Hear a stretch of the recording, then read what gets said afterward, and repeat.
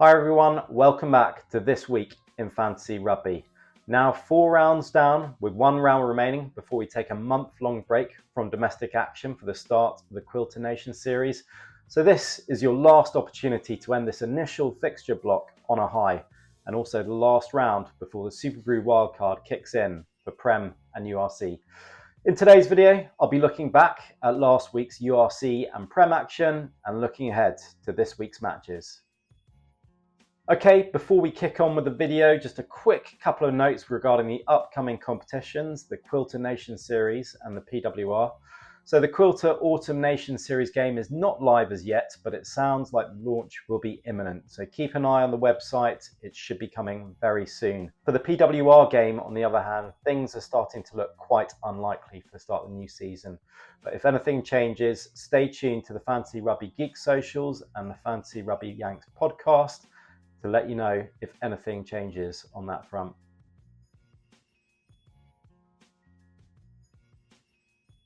Okay, running through last week's action, kicking off with the Prem. So it was a massive week for anyone who picked Noah Caliori.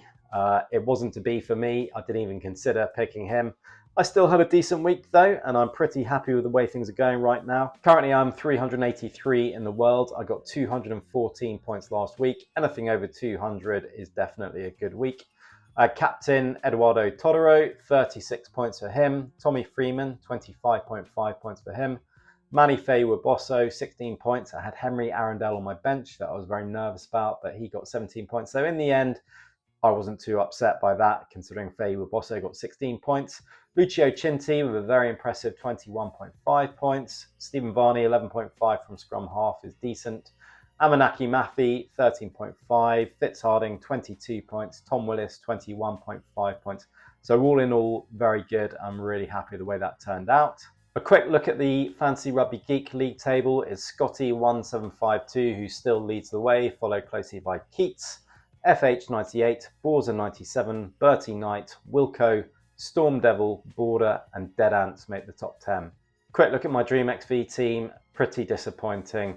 Tom Litchfield only 6.4 points. I had Faye Bosso, who did pretty well.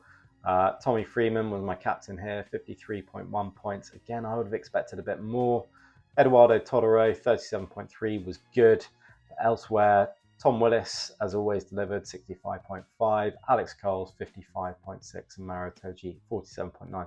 But all in all, considering some other massive scores going around, I was pretty unhappy with how that ended up. Over to URC now, and my team is absolutely flying this season. I'm currently 16th in the world. Top performers for me this week, Captain Darcy Graham, 58 points. Tommy Bowen, 11.5 points. Stafford McDowell, 11 points. Sasha Feinberg and Ngomazulu delivering as always, 39 points with the kicking points as well. Jamie Doby, excellent performance from him, 24 points. Evan Roos, again, Mr. Consistency, 17.5 points. Jan Hendrik Vessels and Johnny Matthews also both delivered in my front row with 13 points each. Looking at the Fantasy Rugby Geek leaderboard, and it shows just how competitive this league is. I'm 16th in the whole entire world in the entire game, and that's only good enough to get me into the top 10. Leading the way is Wilco. He's having a great fantasy season so far. Then we've got a boy named Stu, Toby Bly, Storming to Victory, MacArthur, Cheesy Gherkin, Fantasy Mad Frowdy, Norm, and my team makes up the top 10. Quick word on my draft teams. This week I had 5 wins out of 6 across my 6 leagues. Thanks in no small part to the performance of Noah Caliori, who I had in all 3 of my Draft XV leagues. He scored an unreal 80.85 points on Draft XV this week and a huge 68 points on Super Brew, courtesy of tries, 233 meters carried, 13 defenders beaten, and 9 clean breaks. Absolutely outrageous stats, but it did not guarantee victory in all my Prem leagues. A big hand goes to Abri Locke, who beat me by 1.3 points in our league. Super tight. Despite Calori's performance, he had great performances from Elizalde, Todoro, Bernard Yancey van Rensburg, Owen Farrell, Kieran Marmion, Benel, and that was enough for him to get the lead. And because it was in a Pink Slips league, he got to trade a player with me. So now my Pink Slips team is now missing Noah Caliori. Well played, Abri. That was an outstanding Draft XV matchup.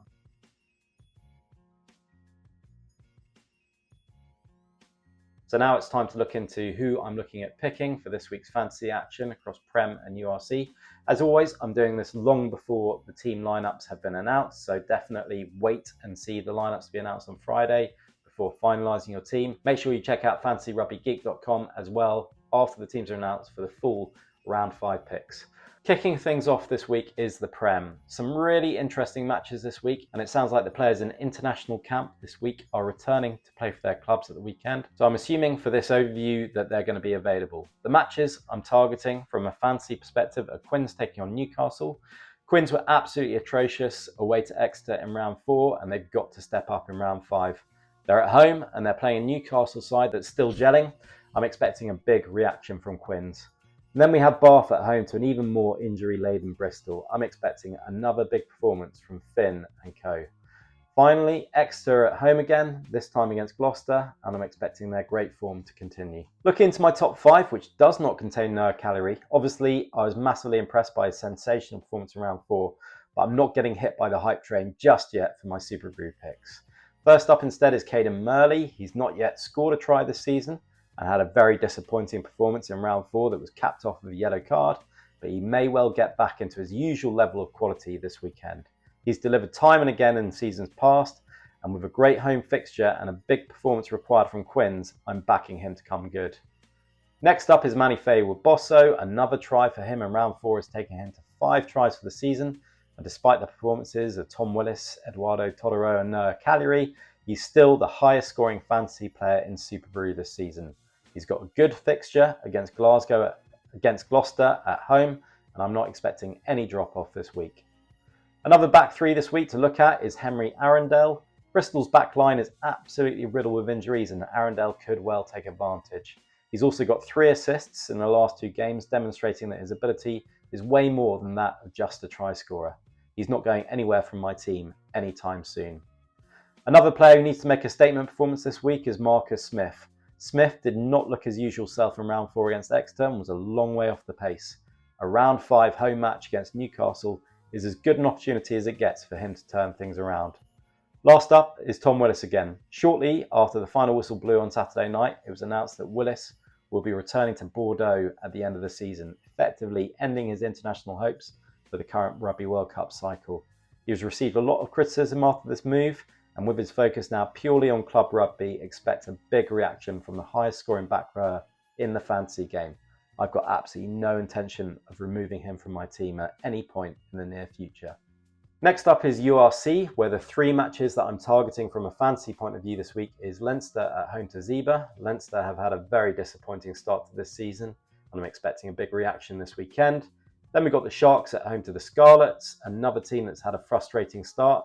So I'm expecting them to put in a big performance as they welcome the bottom team in the league.